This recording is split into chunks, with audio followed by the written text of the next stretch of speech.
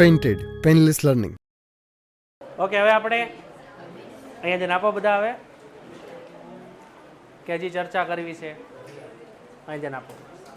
આપણું chapter number 5 છે. સૌથી પહેલા આપણને એક વસ્તુ ખબર છે કે ભાઈ સૌથી પહેલા આપણને એક વસ્તુ ખબર છે કે ભાઈ સંચાલનના કાર્યો કેટલા છે? 4 વાળો કોણ હતો? એ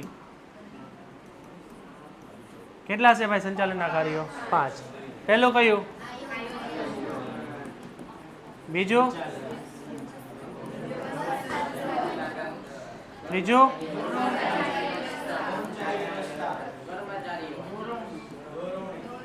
ચોથું?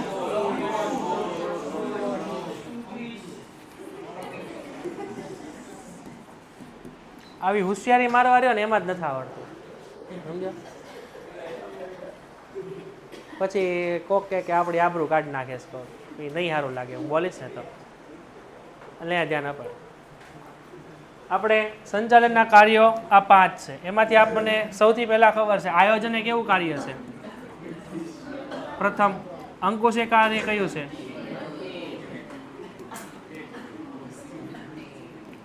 પછી વ્યવસ્થા તંત્ર કેવું કાર્ય છે? અને કર્મચારી વ્યવસ્થા ત્રીજું કાર્ય, ને આ આપણું ચોથું કાર્ય છે.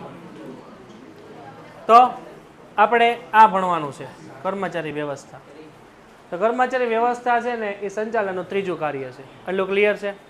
જો આયોજન છે એનો આધાર કેના ઉપર છે?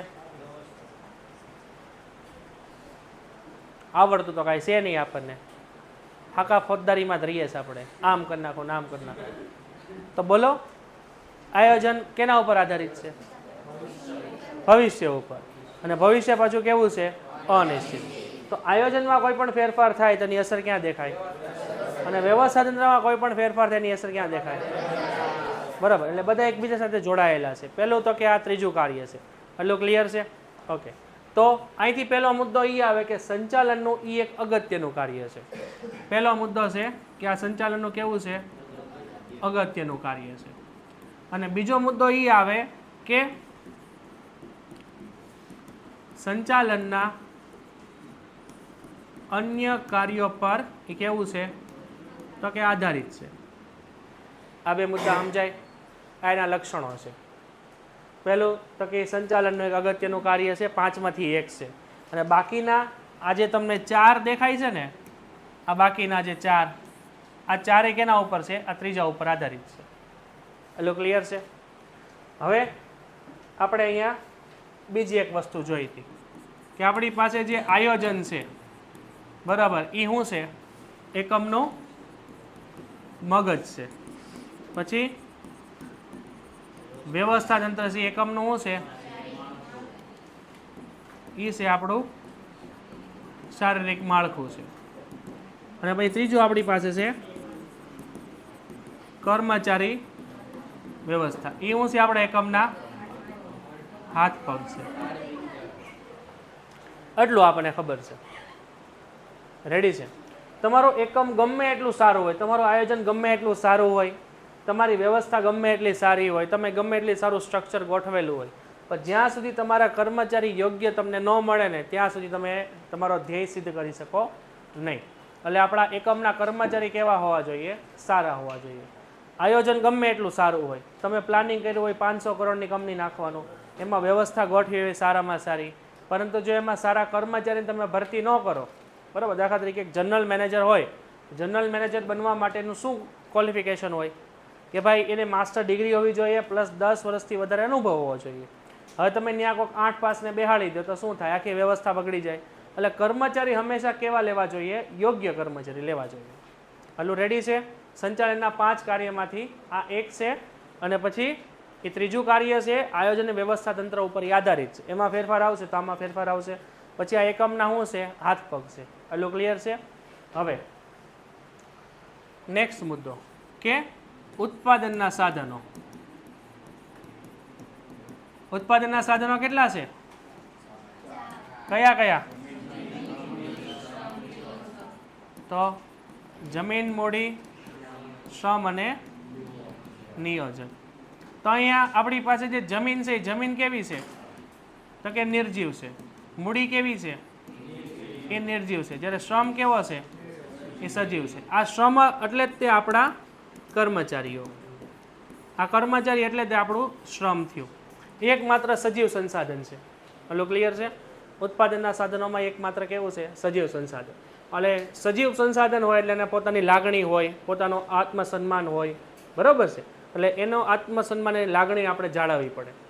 દાખલા તરીકે તમારી પાસે જમીન મૂડી છે, એવી રીતના તમારી પાસે યંત્ર છે. અહીંયા તમારી પાસે યંત્ર છે. હવે યંત્ર બરોબર કામ ન કરતું હોય, તમે એને બે પાટા મારો ને કે આમ ઘા કરો કે એને બે ધોકા મારો તો એ કાંઈ સામું ન બોલે.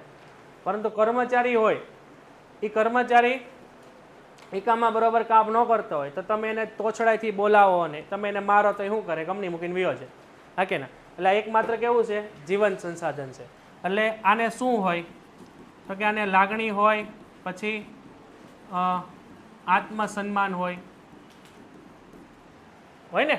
એટલે આ એકમાત્ર જીવન સંસાધન છે. બરાબર છે? આટલું પહેલાં ક્લિયર છે? 5 કાર્યમાંથી આ એક છે, આ એકમના હાથ પગ છે અને આ એકમાત્ર જીવન સંસાધન છે. આટલું રેડી? હવે આપણે ચેપ્ટર સ્ટાર્ટ કરીએ. જુઓ, પ્રસ્તાવનાની અંદર આપણે એવું કીધું છે કે પ્રાચીન સમયમાં, એટલે કે જ્યારે ઔદ્યોગિક નીતિઓ નહોતી આવી ત્યારે કંપનીઓ હતી ને એ કર્મચારીનું શોષણ કરતી. આપણા દેશમાં તો કે અંગ્રેજો આવ્યા હતા તો તમે ઘણા મૂવીમાં એમાં જોયેલું હોય કે ભાઈ ભારત દેશના લોકો હોય ને એને હેરાન બહુ કરે, એને પગારે ન આપે, એને 18 કલાક કામ કરાવે, કોઈ રજાએ ન હોય અને એને બહુ વધારે પડતા હેરાન કરે. આવું આપણે જોયેલું હોય. એટલે એનું મિનિંગ શું હોય કે એ સમયે બેરોજગારી વધારે છે અને ફેક્ટરીઓ કામ કરવા માટેની કેવી છે? બહુ ઓછી. ઉદાહરણ તરીકે મારી એક ફેક્ટરી છે, એમ સમજો. મારી એક ફેક્ટરી છે. મારી ફેક્ટરીમાં મારે 5 જણાની જરૂર છે. મારી ફેક્ટરીમાં મારે 5 જણાની જરૂર છે. તમે 40 થી 50 લોકો છો, તમે બધા બેરોજગાર છો, તમારે બધાને નોકરીની જરૂર છે. બરાબર છે? મારે કેટલા લોકોની જરૂર છે? 5ની. એટલે હું તમારામાંથી કોઈ 5ને લઈશ એટલે હું એનું શોષણ કરીશ, એને 18 કલાક કામ કરાવીશ, એને હું જેમ ફાવે એમ બોલાવીશ, પગાર આપવો હોય તો આપીશ, નહીં આપો તો નહીં આપું, એને હું ગમે એમ એની ટોર્ચર કરીશ તોય મારી કંપનીમાં રહે. શું લેવા? કારણ કે જો એ નીકળી જશે ને તો બીજા 45 લોકો વાટે જ બેઠા છે આવા. એટલે મને માણસોની અહીંયા જરૂર નથી. અને તમે હો કે ન હો, મારી જગ્યાએ તો બીજા લોકો મળી જ જશે. બરાબર છે? એટલે અહીંયા ફેક્ટરી કેવી છે? એક. હું અહીંયા એક જ છું અને મારી પાસે 5 જ નોકરી છે, તમે 50 લોકો છો. એટલે અહીંયા શું થશે? લોકો મજબૂરીએ કામ કરશે. પછી આખા વિશ્વમાં ઔદ્યોગિક ક્રાંતિ થઈ, આખા વિશ્વમાં તો કે ઉદ્યોગોનો વિકાસ થયો. એટલે ઘણા બધા ઉદ્યોગ બન્યા. હવે મારી જેવી તો કે 30 થી 40 ફેક્ટરીઓ છે. હવે હું તમને ટાઈમ ટુ ટાઈમ પગાર ન આપું અને તમારી યારે સારો સ્વભાવ ન રાખું અને તમને હું જેમ ફાવે એમ કહું તો તમે શું કરો? મારી કંપની મૂકીને બીજી કંપનીમાં આવી જાઓ. તમે પાસે ઓપ્શન છે ને. હવે તો પહેલાંના સમયમાં લોકો પાસે ઓપ્શન નહોતો એટલે લોકોનું શોષણ થતું. એટલું સમજાય છે? હવે ઘણી બધી ફેક્ટરીઓ છે. બરાબર? હવે તમારી ફેક્ટરી છે, તમને સારો પગાર નથી આપતી. દાખલા તરીકે હું તમને 20,000 આપું, હવે કોઈક તમને 25 આપે, તમે ને આવી જવાના છો. તમારી પાસે ઓપ્શન છે. એનો મિનિંગ શું થયો કે પહેલાં 1-2 ફેક્ટરીઓ જ હતી, પછી શું થયો? ઉદ્યોગોનો વિકાસ થયો. એટલે ઉદ્યોગોનો વિકાસ છે ને એટલે માણસોની જરૂર પડી અને માણસો કેવા? તો કે સારા. હવે મારી કંપની છે, મારી કંપનીમાં તમારામાંથી કોઈ એક વ્યક્તિ કામ કરતો હોય, બરાબર, જે બહુ ઈમાનદાર હોય, જે બહુ ભણેલો હોય છે, બહુ અનુભવે છે, બહુ સારામાં સારો માણસ છે. હવે એ મારી કંપનીમાંથી વયો જાય. બરાબર? તો હવે પાછું મારે શું કરવું પડે? મારે બીજા વ્યક્તિને લાવવા પડે, એને ટ્રેનિંગ આપવી પડે, એને બધું શીખવાડવું પડે. હા કે ના? હવે પાછો વયો જાય તો પાછો ત્રીજાને પાછો વયો જાય, ચોથાને, એમ પ્રોસિજર હાલ્યા કરે. તો એનો મિનિંગ શું થાય કે ભાઈ આપણે કર્મચારીઓને શું કરવાના છે? ટકાવી રાખવાના છે આપણી કંપનીમાં. જે કંપનીમાં કર્મચારી લાંબો સમય સુધી રહે ને એ કંપનીનો વિકાસ થાય. ઘડીએ ઘડીએ બદલાયા કરે તો શું થાય? કંપની લાંબો સમય સુધી ન ટકે. તમે મારી કંપનીમાં લાંબો સમય સુધી કામ કરતા હો ને તો કામ બધું કેવું હાલે? બધું વ્યવસ્થિત હાલે. બરાબર છે? એટલે આજના સમયમાં કર્મચારી મેળવવા બહુ હેલા છે, પણ યોગ્ય કર્મચારી મેળવવા બહુ અઘરા છે.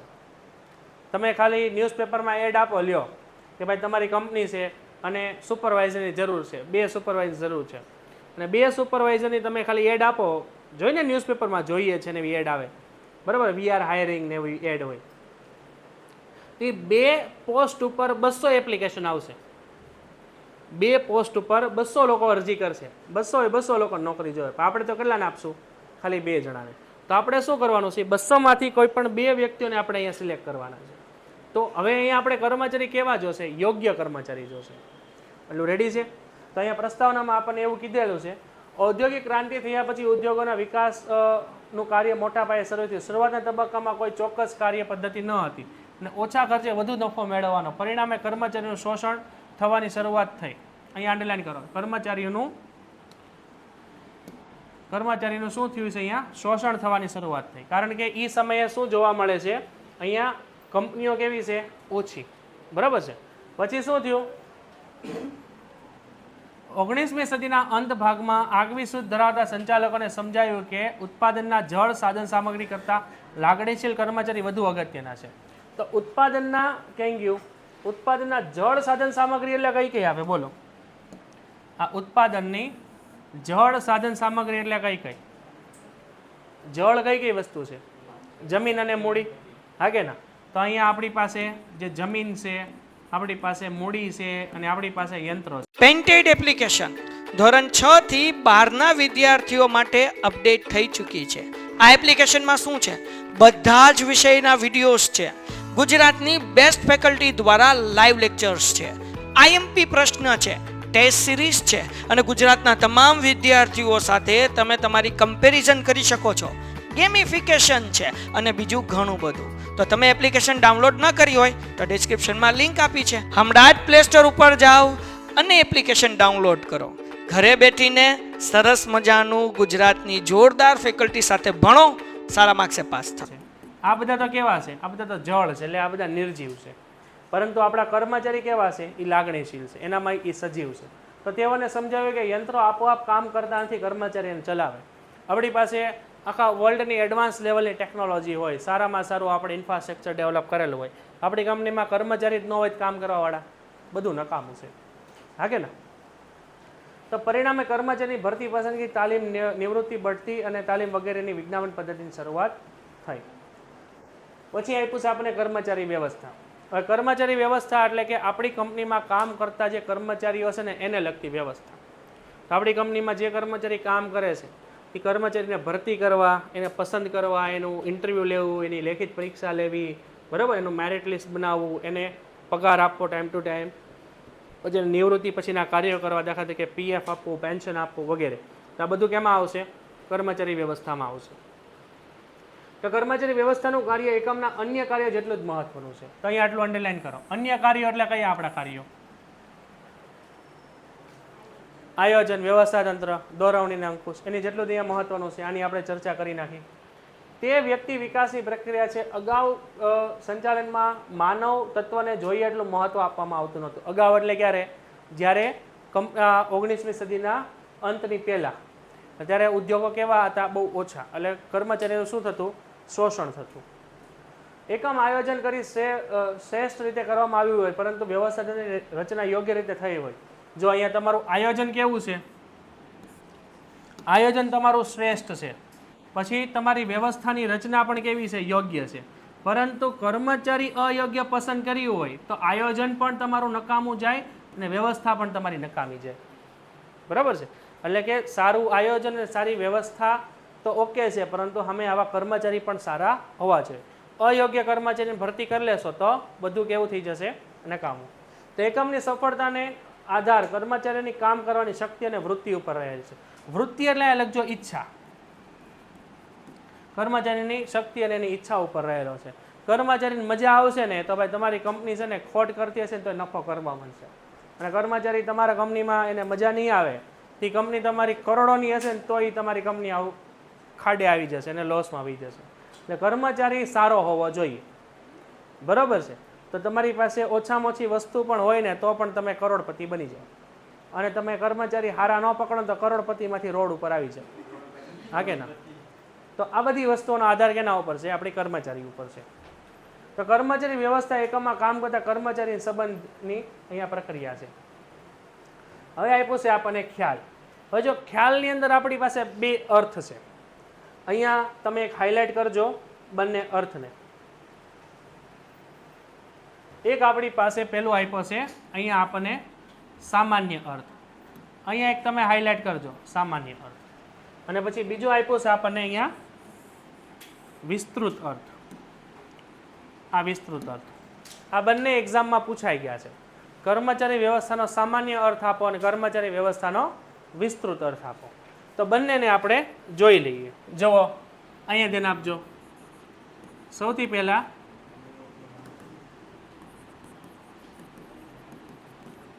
કર્મચારી વ્યવસ્થા.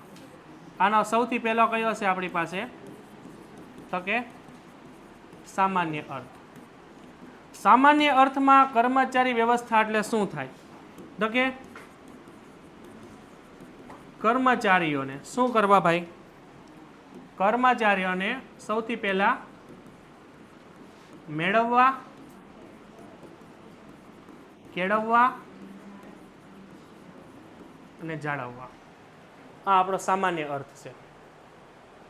વિસ્તૃત અર્થ આપણને એવો કહે છે કે ભાઈ આ આપણો બીજો વિસ્તૃત અર્થ છે.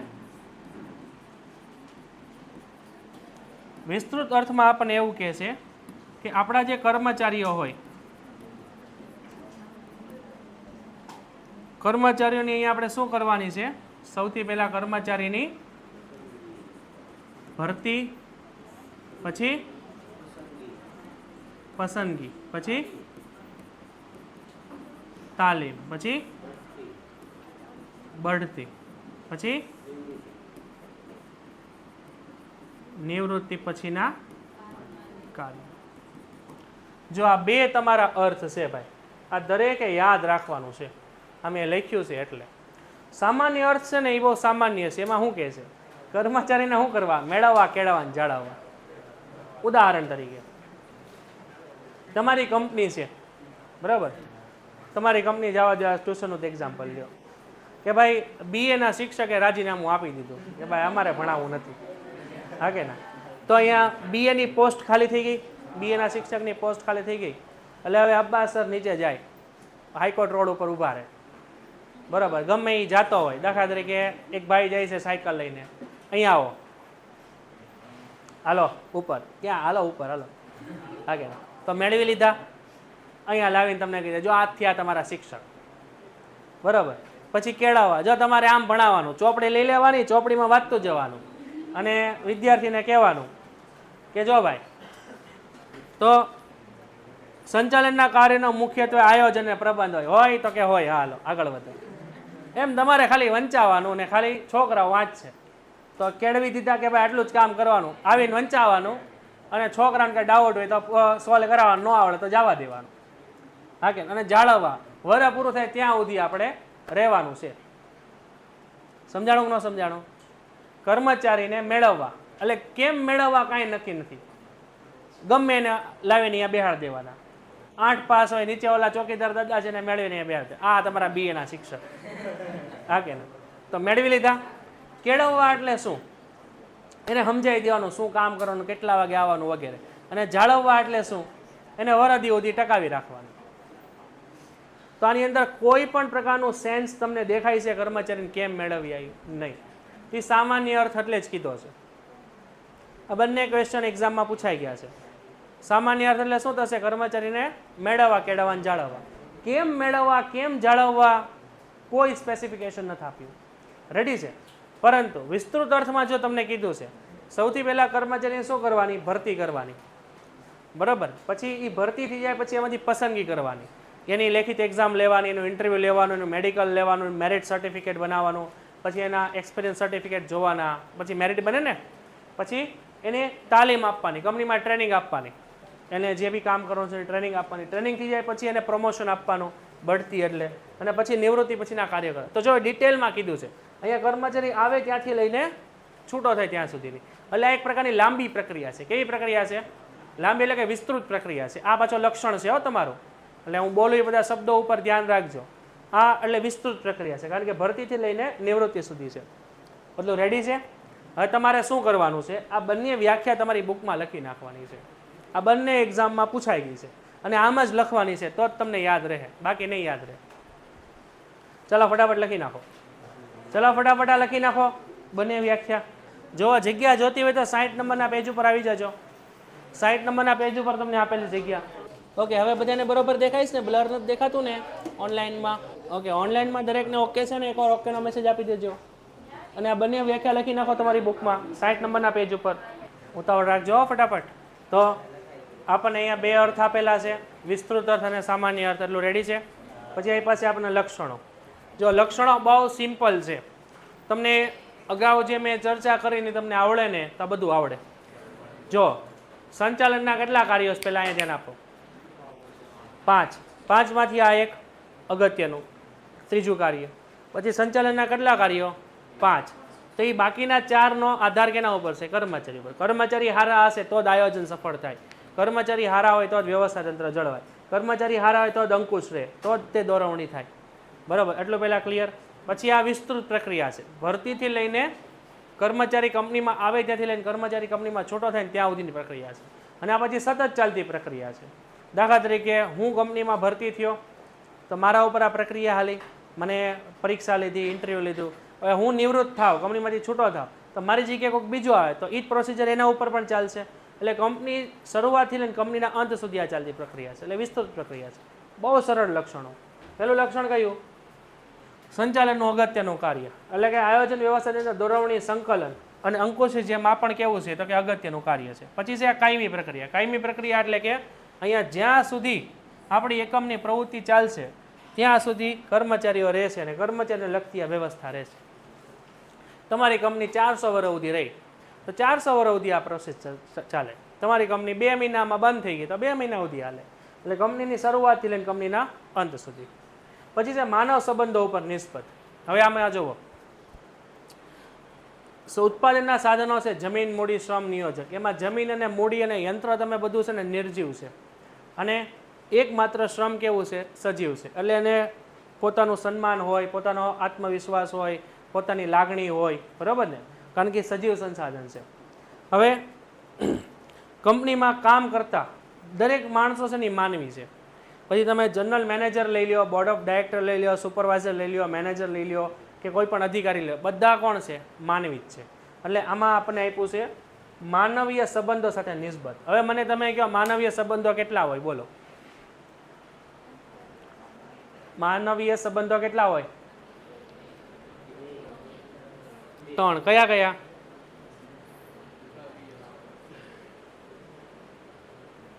આ તમારું સ્ટાન્ડર્ડ છે. મેં આ ઓછામાં ઓછું 6 થી 7 વાર ભણાવ્યું છે. 3 પ્રકારના સંબંધો હોય, આંતરિક સંબંધો. એક તમારા ઉપરી અધિકારી સાથે, એક તમારા તળ એટલે કે તમારા તાબેદાર સાથે અને સમસપાટી સાથે. હા કે ના? આવ્યું જ તું. તો તમે કોઈ પણ પોસ્ટ ઉપર હો, બરાબર, દાખલા તરીકે તમે સુપરવાઇઝર છો તો ઉત્પાદન અધિકારી સાથે તમારો સંબંધ છે કારણ કે તમારા ઉપરી અધિકારી છે. બરાબર, કારણ કે કર્મચારી વ્યવસ્થામાં તમારી નીચે ફોરમેન ને તાબેદારો છે, તમારા તળ અધિકારી છે. અને તમે સુપરવાઇઝર છો તો જે કારકુન છે, ક્લાર્ક, એ તમારા સમ અધિકારી છે. આ જોયું જ તો આપણે. તે કયા છે આપણા માનવીય સંબંધો? તો આની અંદર કે ભાઈ વ્યવસ્થા તંત્રની અંદર કર્મચારીઓને મેળવવા એકમની એક શ્રેષ્ઠ ઉપયોગ છે. કર્મચારી ઉત્પાદન એકમાત્ર જીવન સંસાધન છે. આ પ્રશ્ન બોર્ડની એક્ઝામમાં પૂછાઈ ગયો છે, એટલે અહીંયા અંડરલાઈન કરો. કર્મચારી ઉત્પાદન એકમાત્ર જીવન સંસાધન છે. ઓકે, પછી એને શું હોય? તેને લાગણી અને સન્માન હોય. તેની સાથે માનવતા ભર્યું વર્તન અપેક્ષિત છે. માનવતા ભર્યું વર્તન અંડરલાઈન કરજો, જેથી માનવ સાથે સંબંધ ધરાવે છે. અહીંયા માનવ સાથેના સંબંધો કેટલા છે? 3 પ્રકારના છે. તમે દાખલા તરીકે અહીંયા જુઓ તો તમારા ઉપરી અધિકારી સાથેના સંબંધ, તમારા તળ અધિકારી અને તમારા સમ અધિકારી સાથેના સંબંધ. રેડી છે? તો આ એકમાત્ર જીવન સંસાધન છે અને એને પોતાની લાગણી અને સન્માન હોય છે. આ બધું અંડરલાઈન કરતા રહેજો. બેઠા ન રહેતા ઘૂઘાની જેમ કે ભાઈ ખાલી આમ બેઠા જ છીએ, લ્યો મજા આવે છે. એટલે ડાઉટ હોય પૂછજો પાછા, પછી આવડતું કાંઈ નથી. પછી પ્રવૃત્તિઓ ગતિશીલ બને. અહીંયા પ્રવૃત્તિઓ એટલે કઈ કઈ પ્રવૃત્તિ? પ્રવૃત્તિઓ કઈ કઈ આવે? બોલો, એ નથી ખબર. આ 3-4 વાર હાલી ગયું. પ્રવૃત્તિઓ એટલે કાર્યો. કંપનીમાં કયા કયા કાર્યો થાય?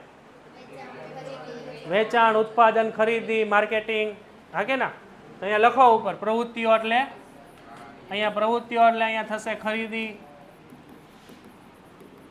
વેચાણ. પેન્ટેડ એપ્લિકેશન ધોરણ 6 થી 12ના વિદ્યાર્થીઓ માટે અપડેટ થઈ ચૂકી છે. આ એપ્લિકેશનમાં શું છે? બધા જ વિષયના વિડીયોઝ છે, ગુજરાતની બેસ્ટ ફેકલ્ટી દ્વારા લાઈવ લેક્ચર્સ છે, આઈએમપી પ્રશ્ન છે, ટેસ્ટ સિરીઝ છે અને ગુજરાતના તમામ વિદ્યાર્થીઓ સાથે તમે તમારી કમ્પેરિઝન કરી શકો છો. ગેમિફિકેશન છે અને બીજું ઘણું બધું. તો તમે એપ્લિકેશન ડાઉનલોડ ન કરી હોય તો ડિસ્ક્રિપ્શનમાં લિંક આપી છે, હમણાં જ પ્લે સ્ટોર ઉપર જાઓ અને એપ્લિકેશન ડાઉનલોડ કરો. ઘરે બેઠીને સરસ મજાનું ગુજરાતની જોરદાર ફેકલ્ટી સાથે ભણો, સારા માર્ક્સે પાસ થાઓ. નાણાકીય, પછી જાહેરાત, ઉત્પાદન વગેરે આ બધી પ્રવૃત્તિઓ છે, બરાબર છે. આ બધી પ્રવૃત્તિઓ કેવી રહે? ગતિશીલ રહે. જો આપણી કંપનીમાં કર્મચારી જ ન હોય તો આ કોણ કામ કરે? આ બધું આપણી કંપનીમાં કર્મચારીનું ઉત્પાદન કોણ કરે? કયો? એ બંધ રહે. ખરીદી કોણ કરે? બંધ રહે. ખરીદી એટલે કાચો માલ. વેચાણ કોણ કરે? બંધ રહેવાનું. કર્મચારી જ નથી કંપનીમાં, બધા હડતાલ ઉપર છે. તો બધી પ્રવૃત્તિ કેવી રહે? બંધ. બધા કર્મચારી હોય તો બધા ડિપાર્ટમેન્ટમાં તો બધી પ્રવૃત્તિઓ કેવી રહે? ગતિશીલ. સિમ્પલ વસ્તુ છે. પછી અન્ય કાર્ય સાથે સંબંધ. અન્ય કાર્યો એટલે કયા? ઉત્પાદનના 5 કાર્યો, સોરી સંચાલનના 5 કાર્યો છે. 5 કાર્યોમાં કર્મચારી વ્યવસ્થા ત્રીજું છે. તો આયોજન, વ્યવસ્થા, દોરવણી, અંકુશ આ ચારેય સાથે સંબંધ છે. તો અમે તમને સ્ટાર્ટિંગમાં કીધું હતું, હા કે ના? જો અહીંયા જ કીધું છે. પહેલાં તો અગત્યનું કાર્ય છે અને બીજું અન્ય કાર્યો સાથે એ પર આધારિત છે. તો અન્ય કાર્યો સાથે સંબંધ છે. પછી આ વિસ્તૃત પ્રવૃત્તિ છે. વિસ્તૃત પ્રવૃત્તિ શું લેવાશે? કારણ કે અહીંયા તમે જુઓ, કર્મચારી એકમમાં ભરતી થાય ત્યાંથી લઈને કર્મચારી એકમમાંથી નિવૃત્ત થાય ત્યાં સુધીની પ્રક્રિયા છે. એટલે બહુ લાંબી પ્રક્રિયા છે. કર્મચારી એકમમાં આવે, દાખલા તરીકે કર્મચારી કોઈ હોય એ 20 વર્ષે કંપનીમાં લાગ્યો હોય અને અહીંયા 65 વર્ષે નિવૃત્ત થાય, તો ત્યાં સુધીની પ્રક્રિયા છે. ત્યાં સુધીના એના લગતા પ્રશ્નો હોય, એનો પગાર, એનો પ્રમોશન, એનું ટ્રાન્સફર, બરાબર છે. આ બધું આપણે અહીંયા જોવાનું હોય. તો વિસ્તૃત પ્રક્રિયા છે કે ભાઈ કર્મચારી વ્યવસાય ફક્ત કર્મચારીના કલ્યાણ પ્રવૃત્તિ નથી, પરંતુ કર્મચારી મેળવવા, કેળવવા, જાળવવા અને વિકાસને લગતા કાર્યો. વિકાસ એટલે અહીંયા આપણું પ્રમોશન, જેને બઢતી આપવાની. પછી છે મૂડી ખર્ચ એટલે કે મૂડી રોકાણ. આ ખાસ સમજવાનું. અહીંયા એક સ્ટાર મારો, એક સ્ટાર કરો, એ ખાસ સમજવાનું. ઉપરનું બધું સમજાશે, આની સમજાય. એક એક્ઝામ્પલ જોઈએ. આપણે આર્મીની ભરતી કેમ થાય ખબર છે ને બધાને? તમારે 12 પાસ તમે થાવ પછી આર્મીની ભરતી બહાર પડે એટલે તમે ઓનલાઈન એપ્લાય કરો, બરાબર છે. એટલે સ્ટાર્ટિંગમાં તમારે એની લેખિત પરીક્ષા પાસ કરવી પડે, પછી રનિંગ પાસ કરવું પડે, હા કે ના? પછી મેડિકલ એક્ઝામ પાસ કરવી પડે, પછી તમારું મેરિટ બને એટલે તમે આર્મીમાં આવી ગયા, હા કે ના? આવી ગયા ને? તો આર્મીમાં આવી ગયા એટલે તમને બંદૂક પકડાઈને બોર્ડર ઉપર ઊભા રાખી દે. એવું ન હોય તો ટ્રેનિંગ આપવી પડે કે નહીં? તો તમારી જે આર્મીની ટ્રેનિંગ હોય ને એ 9 થી 10 મહિનાની હોય, બરાબર. એ 10 મહિના તમને ટ્રેનિંગ આપે, 10 મહિના તમને મફતમાં જમાડે, 10 મહિના તમારી પાછળ મહેનત કરે, તમને ડ્રીલ શીખવાડે, તમને ફાયરિંગ શીખવાડે, હા કે ના? તમને બધી વસ્તુ શીખવાડે, તમને વિષય બધા શીખવાડે, તમને ભૂગોળ શીખવાડે, હિસ્ટ્રી શીખવાડે, પછી વોર કઈ રીતે જીતવી શીખવાડે, સ્ટ્રેટેજી બધી શીખવાડે. આ બધું હોય. તો એનો મિનિંગ શું કે ભાઈ તમને 9 થી 10 મહિના તમને ટ્રેનિંગ આપે, એ ટ્રેનિંગમાં પાછું તમને પગારે આપે, બરાબર. 20, 25, 30 હજાર રૂપિયા તમને પગારે આપે, પ્લસ તમને રહેવાની વ્યવસ્થા ફ્રી, જમવાની વ્યવસ્થા ફ્રી, બધું ફ્રી, તમને ટ્રેનિંગ આવે. પછી 10 મહિના પૂરા થાય પછી તમે આર્મી માટે કેપેબલ હો તો પછી તમને બોર્ડર ઉપર મૂકે. રેડી છે? તો એનો મિનિંગ શું થયો કે ભાઈ તમને 9 થી 10 મહિના તમારી પાછળ જે સરકારે ખર્ચો કર્યો, ઉદાહરણ તરીકે 1 મહિનાનો ખર્ચો 40,000 હશે તમારી પાછળ, ખાવા પીવાનો ખર્ચો વોટેવર, તો તમારી પાછળ જે 4 લાખ રૂપિયાનો ખર્ચો કર્યો સરકારે, એ એક પ્રકારનું ઇન્વેસ્ટમેન્ટ છે. એક પ્રકારનું શું છે? ઇન્વેસ્ટમેન્ટ છે, જેનાથી તમે વોરની સિચ્યુએશન થઈ કે કોઈ પણ પ્રોબ્લેમ ક્રિએટ થાય ને તો તમે એ યુદ્ધ જીતી શકો, તમે કેપેબલ બનો. તો એ 4 લાખ રૂપિયાનું રોકાણ કરે ને તો ભવિષ્યમાં વાંધો આવે નહીં. સમજાણું કે નહીં? હવે આવું નવું કંપનીમાં પણ હોય. દાખલા તરીકે મારી એક કંપની છે, મારી કંપનીમાં તમે બધા ઇન્ટરવ્યૂ દેવા માટે આવ્યા, એટલે મેં વાત કરી કે ભાઈ તમે પહેલાં કાંઈ કામ કરેલું? હા, મેં કામ કરેલું. કેટલું? તો કે સાહેબ મને 10 વર્ષનો અનુભવ છે. શેનો? તો કે મશીનરીનો, ઉત્પાદન કરવાનો અને મશીનરીનો. મારી કંપનીમાં જે મશીનરી છે ને એ 4.5 થી 5 કરોડની મશીનરી છે બધી, હા કે ને? તો ત્યાં મારે એક ઓપરેટરની જરૂર હતી, તમે ઇન્ટરવ્યૂ ગોઠવ્યું, તમે બધા આવ્યા, તો તમે બધા બહુ મોટી મોટી વાતો કરી કે ભાઈ સાહેબ મને તો 10 વર્ષનો અનુભવ છે, મને તો બધી મશીનરી બધું આવડે. આગળ કેટલું ભણ્યા, આ છે ઓલું છે, બધી ચર્ચા કરી. મને લાગ્યું ઓકે હશે એટલે મેં તમને કામે રાખી દીધા અને એ તમને આપી દીધું કે ભાઈ જો કાલથી તમારે આ 4.5 કરોડનું 5 કરોડનું મશીન છે એના ઉપર કામ કરવાનું છે. એટલે હું પછી નીકળી ગયો. એટલે પછી સાંજે ફોન આવ્યો કે સાહેબ અહીંયા તો ધડાકાથી આગ લાગી, આખી કંપની ઉડાડી દીધી. તો પછી ખબર પડી કે ભાઈ આ વ્યક્તિ તો કેવો છે, તો કે ફાંકા મારતો હતો, ખોટું બોલતો હતો અને એને આવું બધું કાંઈ આવડતું નહોતું. તો એનો મિનિંગ શું થયો કે ભાઈ એને મેં ટ્રેનિંગ આપ્યા વગર કામે રાખ્યો ને તો મારે 4.5-5 કરોડનું નુકસાન થયું. હા કે ના? હવે આ જ વસ્તુમાં એક વસ્તુ તમે એડ કરો. તમે મારી કંપનીમાં આવ્યા, તમે વાત કરી કે ભાઈ સાહેબ મને 10 વર્ષનો અનુભવ છે ને આ છે ને ઓલું છે ને, તમે તમને રાખી લીધા. એટલે હું તમને શું કહીશ કે ભાઈ તમે કંપનીમાં આવો, તમે સિલેક્ટ પણ થશો, પરંતુ તમારે 1 મહિના માટે તમારે ટ્રેનિંગ લેવી પડશે મારી કંપનીમાં. તમારે કાંઈ નહીં કરવાનું, તમારે રોજ આવવાનું, બેહવાનું, બાકીના લોકો મશીન ઉપર કેમ કામ કરે છે એ જોવાનું. બરાબર? એટલે તમે રોજ જોવો, આવીને બેઠો, 1 મહિનો તમે શીખો. બરાબર? અને 1 મહિનામાં હું તમને 25,000 પગારે આપું. સમજાય છે? 1 મહિનો તમે મારી કંપનીમાં આવો, તમે મારી કંપનીમાં જોવો કામ કેમ થાય છે, શીખો બધું, કેમ મશીન ઓપરેટ કરાય, બધી સ્વિચો, બધા ફંક્શન બધું શીખો. 1 મહિનો એને હું તમને 25,000 પગારે આપીશ. એમાં તમારે ખાલી બેહવાનું જ છે, ખાલી જોવાનું, કામ કાંઈ નહીં કરવાનું. હવે 1 મહિના પછી હું તમને સિલેક્ટ કરું ને પછી હું તમને મશીન ઉપર મૂકું 4.5 કરોડના મશીન ઉપર, તમને ધડાકા થાય. 1 મહિનો તમે ટ્રેનિંગ લીધી એટલે તેનો મિનિંગ શું થયો? એ ટ્રેનિંગમાં મેં જે 25,000 રૂપિયા તમને આપ્યો, બરાબર છે, અહીંયા જે પગાર આપ્યો એ એક પ્રકારે શું છે? ઇન્વેસ્ટમેન્ટ છે, એ મૂડી રોકાણ છે, જેનાથી ભવિષ્યમાં કોઈ મોટું નુકસાન ન થાય. તો કર્મચારીની ભરતી, પસંદગી, તાલીમ અને વિકાસ માટે કરેલ ખર્ચો ધંધા માટે ખર્ચ ન ગણાતા એ શું છે? મૂડી રોકાણ છે, જેનાથી ભવિષ્યમાં ફાયદો થાય. ને બધા લક્ષણો પૂરા થાય છે. ફટાફટ જોઈ લો, ન સમજો એને પૂછો.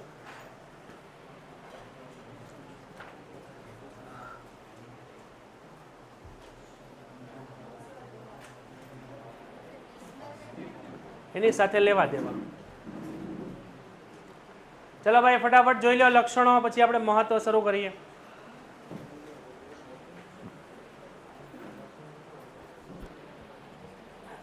ઓનલાઈનમાં કોને કઈ ડાઉટ હોય તો પૂછજો ભાઈ, બાકી ઓકેનો મેસેજ આપી દો.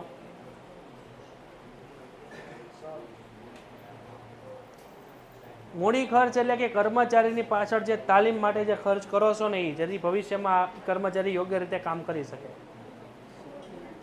કાયમી પ્રક્રિયા એટલે કે કંપનીમાં જે વ્યક્તિ આવે છે એની ભરતીથી લઈને કંપનીમાંથી છૂટો થાય ત્યાં સુધીની પ્રક્રિયા છે. રેડી છે? પછીનો મુદ્દો છે આપણી પાસે મહત્વ. તો અહીંયા કર્મચારી વ્યવસ્થાનું શું મહત્વ છે? તો મહત્વ એટલે શું થાય?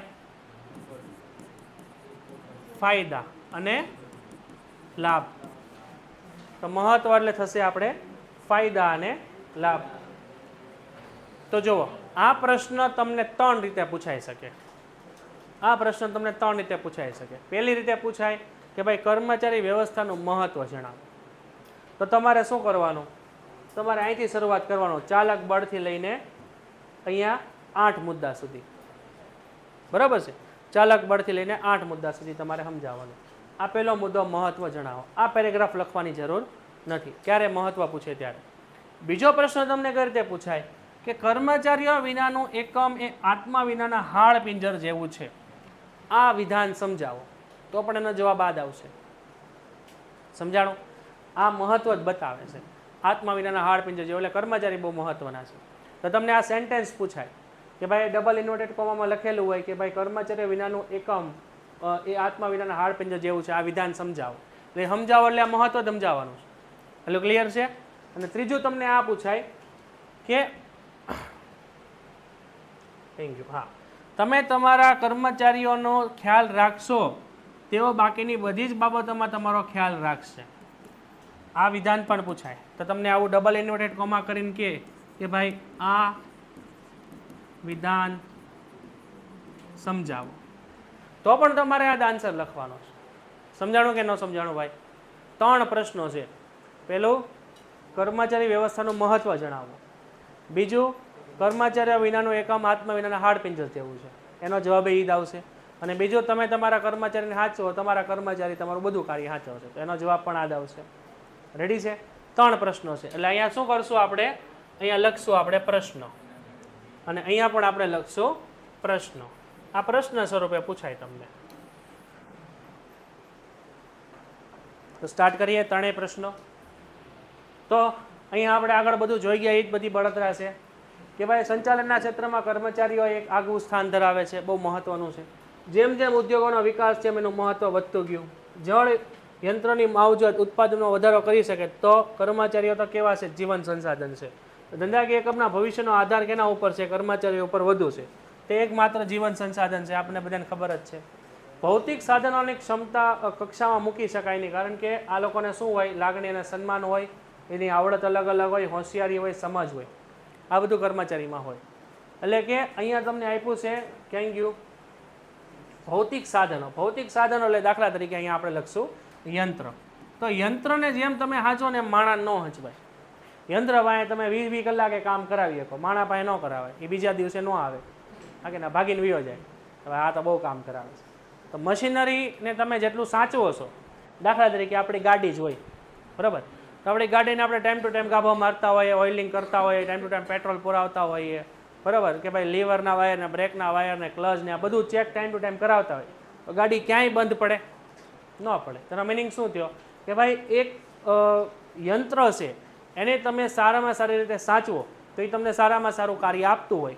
તો આ તો માણસો છે અને એને લાગણી પણ હોય, બરાબર, તો એને તમે સાચવો તો તમને બહુ સારું કામ આપશે. એટલે એ તમને કીધું છે તમે તમારા કર્મચારીને સાચવો, તમારા કર્મચારી તમારું બધું કામ સાચવશે. આવું કોણે કીધું હતું? આવું આપણે કીધું હતું પ્રોફેસર ઉર્વિગે. કોણે કીધું છે? પ્રોફેસર ઉર્વિગે આપણને એવું કીધું છે કે ભાઈ તમે તમારા કર્મચારીને સાચવો, તમારા કર્મચારી તમારું બધું કામ સાચવી લે, બરાબર. કર્મચારીને આપણે ટાઈમ ટુ ટાઈમ પગાર આપો, બધી સુવિધાઓ આપો, એટલે કંપનીમાં કામ કરવાનો જ છે. એને તમે નહીં સાચો એટલે કામ બગાડવાનો જ છે.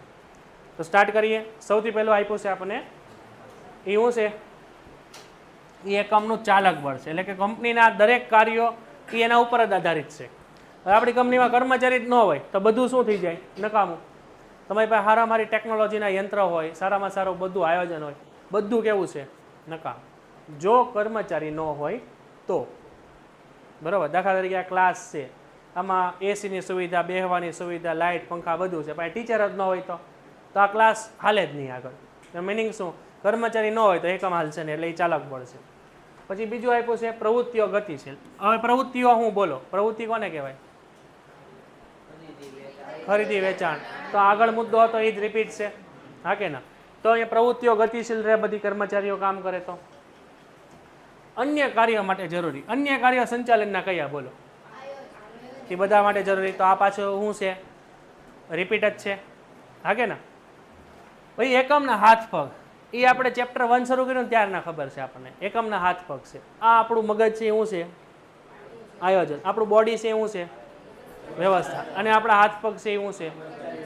કર્મચારી વ્યવસ્થા. એટલે કર્મચારી હશે ને તો આપણું આયોજન અને વ્યવસ્થા તંત્ર બરોબર હાલશે. જો હા કે ના? આ આપણું શરીર આખું એક જગ્યાએ બીજી જગ્યાએ કોણ ખસેડે છે? આપણા હાથ પગ. એટલે એનો મિનિંગ એવો છે કે કર્મચારી જ એકમને આગળ વધારે છે. રેડી છે? તો આયોજનનું કાર્ય માનવ શરીરના મગજ જેવું છે. આ આપણે બધાને ખબર જ છે, આયોજન એટલે મગજ થાય. તો કર્મચારી કેવા છે? એ શરીરના હાથ પગ છે, તેમના વિના કોઈ પણ પ્રવૃત્તિ થતી નથી. પછી આપ્યું છે કે કર્મચારીઓમાં સંતોષ. જો આ ખાસ મહત્વનું છે. તમે તમારા કર્મચારીને સાચવો તો કર્મચારી તમારું બધું કામ સાચવે. તો કર્મચારીને તમે ટાઈમ ટુ ટાઈમ સારો પગાર આપો, બધી સુવિધાઓ આપો, રહેવાની વ્યવસ્થા, આવવા જવા માટે ગાડી, હા કે ના? વીમો ઉતારી દો, સુખ સુવિધાઓ આપો, 2 ટાઈમ ચા આપો, બપોરે જમવાનું ફ્રી આપો, તો એ કંપનીમાં કામ કરે કે ન કરે?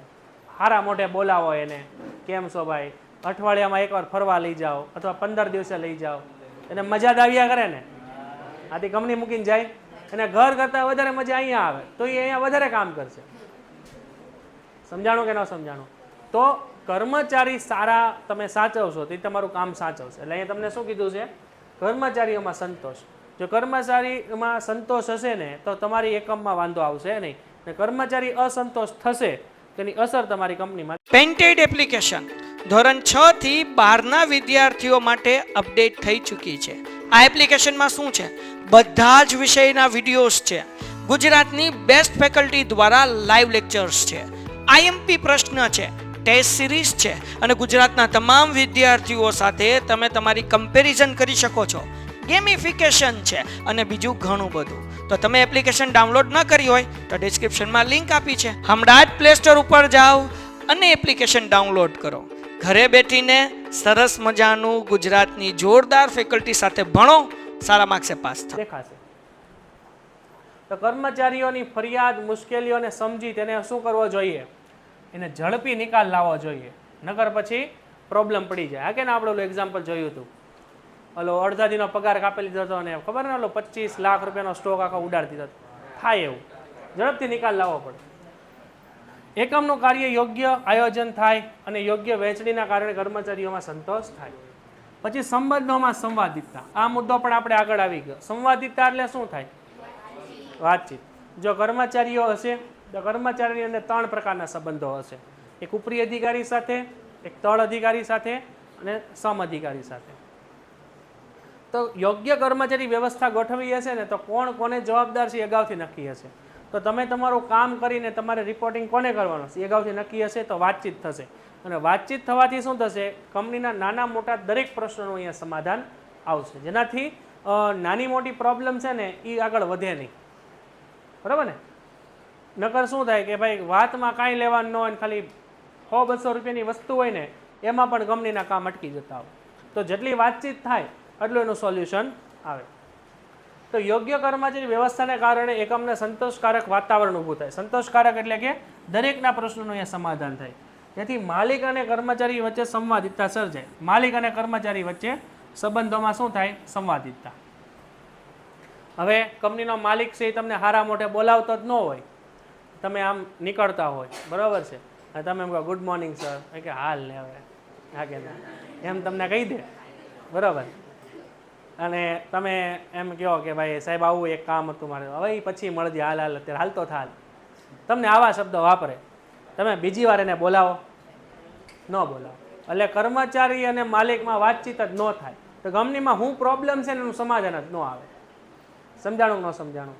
બંને વચ્ચે સંબંધો કેવા રહેવા જોઈએ? પોઝિટિવ. તો જ નાની મોટી પ્રોબ્લેમની સમસ્યાનું સમાધાન આવશે. દાખલા તરીકે કર્મચારી છે, બરાબર છે, એ કર્મચારી સામેથી આવ્યો અને ગુડ મોર્નિંગ તમને કીધું તો તમે કીધું કે હાલ હાલ આમ ફટાફટ, બરાબર, અને તમે નીકળી ગયા. પછી તમે ગાડીમાં બેઠા ને ક્યાંક મિટિંગમાં છો ત્યારે તમને યાદ આવ્યું કે મેં આ ભૂલથી આ કર્મચારીને આમ હાલ હાલ કહી દીધું, મને કદાચ એનાથી ખોટું લાગ્યું છે, એને કદાચ ખોટું લાગ્યું છે મેં આમ કીધું તો તમે રૂબરૂ મળી અથવા કોલ કરીને કહો કે ભાઈ સોરી ભાઈ, મારો મગજ નહોતું ધ્યાનમાં, હું ટેન્શનમાં હતો ને, બરાબર ને, કે ભાઈ બીજી વાર હું ધ્યાન રાખીશ. તો એ કર્મચારીને મજા આવે કે સાહેબે જો આપણને કીધું ભાઈ એની ભૂલ હતી તો, હા કે ના, તો એ કંપની મૂકીને ન જાય, એ બદલા ન લે, હા કે ના, નકર એ બદલા લે પાછો, હા કે ના. તમે એને હારા મોઢે ન બોલાવો ને તો પછી એ તમને હારા મોઢે ન બોલાવે, એ તમારી પાછળથી વાતું કરે, આ તો આવો છે. તો સંબંધોમાં શું થવી જોઈએ? સંવાદિતતા, અને વાતચીત પણ કેવી? પોઝિટિવ. રેડી છે? તો જ કર્મચારી વ્યવસ્થા યોગ્ય ટકી શકે. એકમની પ્રતિષ્ઠામાં વધારો, બહુ સરળ. જુઓ, મારી કંપની છે, બરાબર, મારી કંપની મને 45,000 રૂપિયા પગાર આપે છે, રહેવા માટે એક સારામાં સારું એક મકાન આપ્યું છે, એક ગાડી આપી છે, મને ઇન્સ્યોરન્સ ઉતારી દીધો છે, બરાબર, મને જમવાનું ફ્રી આપે છે, મને 15 દિવસે એક સારી જગ્યાએ ફરવા લઈ જાય છે, મને બધી સુવિધા આપે છે, બરાબર. હવે તમે મને કહો કે ભાઈ સાહેબ તમે કઈ કંપનીમાં કામ કરો? એટલે હું મારી કંપનીના વખાણ જ કરવા માંડું. હવે અમારી કંપની જેવી એકેય કંપની નહીં, પગાર ટાઈમ ટુ ટાઈમ આવે, સારી સુવિધા આપે, તો એનો મિનિંગ શું થાય? કર્મચારી બજારમાં કંપની વિશે સારું બોલશે, સારું બોલશે કે નહીં, તો એ કંપની પ્રતિષ્ઠા વધશે. તો તમે બધા એને એમ થશે ને કે હું આ કંપનીમાં ચડી જાઉં, તો આપણને ફાયદો થાય. હવે એનાથી ઉલટું કરો, મને મારી કંપનીએ 4 મહિનાથી પગાર નથી દીધો, મારો માલિક હારા મોઢે બોલાવતો નથી, હું ગુડ મોર્નિંગ સર કહું ને તો એમ કે હાલે હાલે આમ હાલતો થા, હા કે ના, અને હું 5 મિનિટ લેટ જાઉં ને તમારો અડધા દીનો પગાર કાપી નાખે છે, બરાબર. ટાઈમ ટુ ટાઈમ ચાય નથી આવતી, કાંઈ સુવિધા જ નથી કંપનીમાં, કોઈ કોને જવાબદાર નહીં, કોઈ પ્રકારની સુવિધા નહીં, પંખો એ ચીચોડ ફર્યા કરે છે આમાં, હા કે ના, અને એ કોઈ રિપેર કરાવતું નથી, પાણીની વ્યવસ્થા પણ નથી. તો હું મારી કંપનીથી કંટાળી ગયો હોય, તમે મને એમ કહો કે સાહેબ તમે કઈ કંપનીમાં કામ કરો? તો હું શું કહું? હવે એ કંપનીમાં ન જવાય, હું નીકળવાનું કરું છું, હા કે ના, એ કંપની આવી છે ને એ કંપની આવી છે તો હું ખરાબ બોલીશ? હા કે ને? તો એકમની પ્રતિષ્ઠામાં ઘટાડો થયો. શું લેવા? કારણ કે તમે કર્મચારીને ન સાચવ્યા આટલું. તો કર્મચારીને સાચવો તો ફાયદો શું થાય? તમારી પ્રતિષ્ઠા વધે માર્કેટમાં. તમારે છે ને ઘરે જઈને એક વસ્તુ કરવાની, ગૂગલ ઉપર સર્ચ કરવાનું કે Google office headquarter employee facilities, એટલું લખજો. એટલે ગૂગલ કંપની કેટલી સુવિધા આપે ને તમને, એ તમે ખાલી એને જોજો. ત્યાં 40 કે 45 થી પણ વધારે બેઠવાના અલગ અલગ ટેબલ છે અને 35 કે 40 થી વધારે અલગ અલગ ખુરશી છે બેહવાની. તમને આ ખુરશીમાં મજા ન આવે, તમે આમ ખુરશીમાં, તમે હુતા હુતા કામ કરો, બેઠા બેઠા કામ કરો, હાલતા હાલતા કામ કરો, ગમે એમ કામ કરો. તમને એમ લાગે કે ભાઈ ઓફિસમાં કામ કરવાની મજા નથી આવતી, ગાર્ડનમાં વ્યા જાઓ. તમને એમ લાગે કે ભાઈ ઘડીક આપણે થોડુંક ખાઈ લેવું તો ખાઈ આવો, જીમ કરો તો જીમ કરો. બાજુમાં તમને એમ લાગે કે ભાઈ થાકી ગયો છું તો 2 કલાક હોઈ જાઓ. બધી સુવિધા, આ દુનિયાની હારામાં હારી સુવિધા. તમને એ કંપનીના હેડક્વાર્ટરમાંથી બહાર નીકળવું ન ગમે. દુનિયાની બધા પ્રકારની રમત ત્યાં, બધા સ્પોર્ટ્સના મેદાન, બધા તમે એમ કહો ને કે ભાઈ મારે આ દુનિયાની આ વસ્તુ ખાવી છે તો એ હાજર. A to Z સુવિધા, તમે ઇમેજિન ન કરી શકો ને એવી સુવિધા. તો એ વ્યક્તિ ગૂગલ કંપની મૂકીને કોઈ દી નહીં જાય અને વખાણ જ કર્યા કરે. યુટ્યુબમાં વિડીયો ઉતારીને કે જો અમારી કંપની આવી. તો આપણે બધા જાણીએ કે નહીં? સમજાણું ન સમજાણું? આ ઘરે જઈને સર્ચ કરવાનું તો પ્રતિષ્ઠામાં વધારો. પછી આપ્યું છે આપણે સતત ચાલતી પ્રક્રિયા. સતત ચાલતી પ્રક્રિયા એટલે શું? આપણે બધાને ખબર છે કે કંપનીની શરૂઆતથી લઈને અંત સુધી. તો કર્મચારીઓ વિનાનું એકમનું અસ્તિત્વ શક્ય નથી. એવી કોઈ કંપની તમને દેખાય છે દુનિયામાં જેમાં માણસો જ ન હોય કામ કરવાવાળા? હોય જ નહીં. હા કે ના? કદાચ રોબોટ હોય, ઓટોમેટિક મશીન હોય તો એમાં એકાદો ઓપરેટર તો હોય જ. માણસ વગર કોઈ કંપની કામ કરી શકે નહીં. જ્યાં સુધી એકમની પ્રવૃત્તિઓ ચાલુ રહે ત્યાં સુધી આપણે વ્યવસ્થાઓ જાળવવાની છે અને કર્મચારી વ્યવસ્થાનું અસ્તિત્વ રહેશે. એટલે એકમ રહે ત્યાં સુધી રહેશે. તો આપણે અહીંયા 2 મુદ્દા જોયા. પહેલો મુદ્દો આપણે કયો જોયો?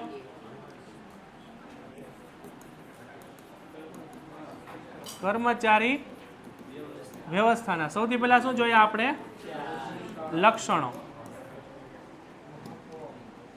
લક્ષણોમાં પહેલું લક્ષણ શું હતું? તો અહીંયા સંચાલનનું અગત્યનું કાર્ય. બીજો મુદ્દો શું હતો?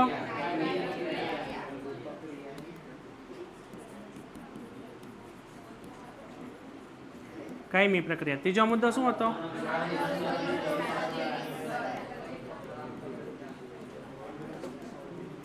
માનવ સંબંધો સાથે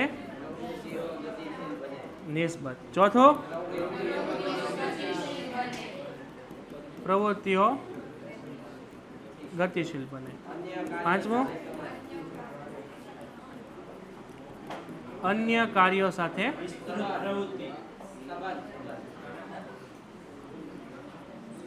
અને પછી છે જો અહીંયા છે ને આપણે આ જે મુદ્દો છે ને આ મુદ્દો એને આપણે અહીંયા લખીએ. આ 5મો મુદ્દો અહીંયા શું છે? 5મો મુદ્દો અન્ય કાર્યો સાથે સંબંધ.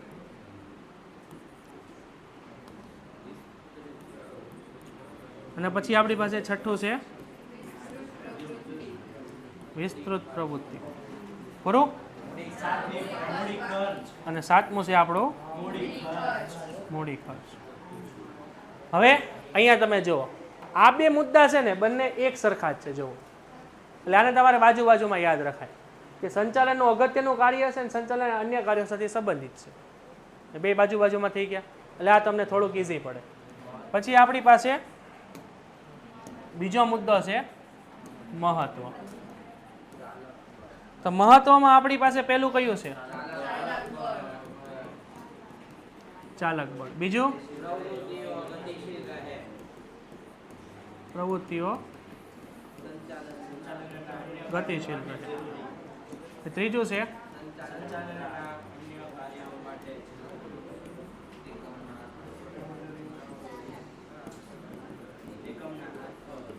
પછી ચોથું છે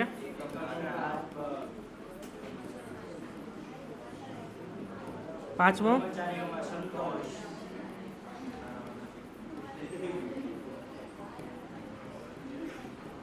છઠ્ઠું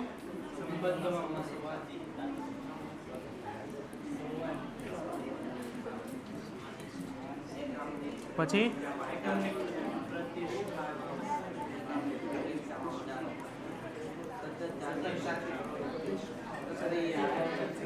પછી આઠમું છે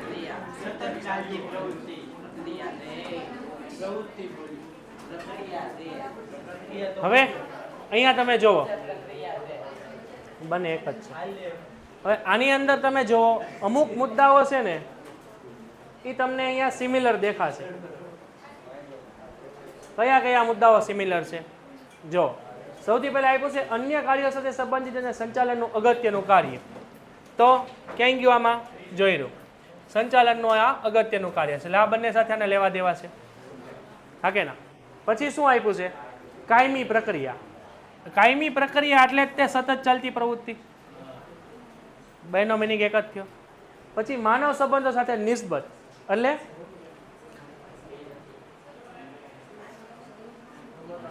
ઓકે પ્રવૃત્તિઓ ગતિશીલ બને તો હા પ્રવૃત્તિઓ ગતિશીલ બને એટલે જો આ મુદ્દો આની સાથે જોડાયેલો છે પછી વિસ્તૃત પ્રવૃત્તિ એટલે આ પણ સતત ચાલતી પ્રવૃત્તિ છે પછી મૂડી ખર્ચ તો કે અહીંયા અમુક વસ્તુ તમે જોશો ને તો સિમિલર છે બરોબર ને ત્રીજામાં શું છે માનવ સંબંધો સાથે સંબંધિત એટલે એ